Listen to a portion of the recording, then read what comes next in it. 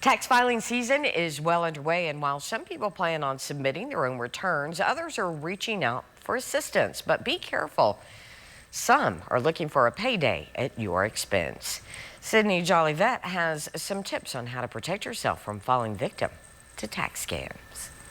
Imposter scams remain one of the largest types of scams in the Lone Star State. In fact, in just the first 3 quarters of 2023, there were 33,000 claims of this. The Better Business Bureau has calculated $2 billion were lost in the U.S. due to tax scams. As experts tell us, the best way to avoid an imposter is to know what red flags to look for. Whenever you're going to prepare your taxes, if you're going to someone else to do it, a company to do it, you want to make sure that they have a tax preparation ID. Anyone that is preparing someone else's taxes and getting paid for it needs to have that number, and that's just a way for you to identify that they are legitimate and that they are not, someone that is scamming you. Scammers often try to steal personal information like your social security number or date of birth, and their main target, college students. Make sure anytime you're emailed any sort of link, but especially right now during this time and it's claiming to be the IRS, do not click on any unsolicited links. Make sure,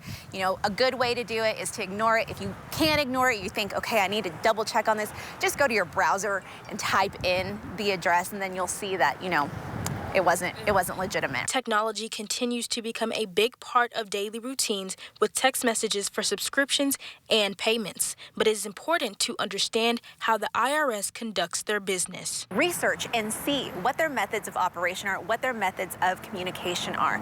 A lot of times they're not going to just call you or text you without you filing a complaint or, having a concern, voicing a concern, or calling and saying, you can text me, and opting into that. It's not going to be an unsolicited thing. Consumers should also be aware of ghost tax preparers that pose as legitimate professionals.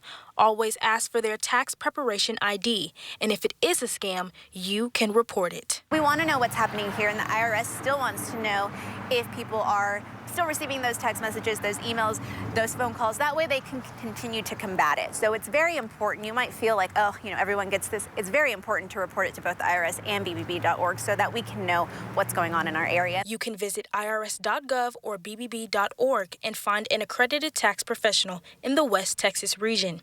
Having that knowledge and trusting your gut will keep you safe from future scams. In Midland, I'm Sydney Jolivette, News West 9.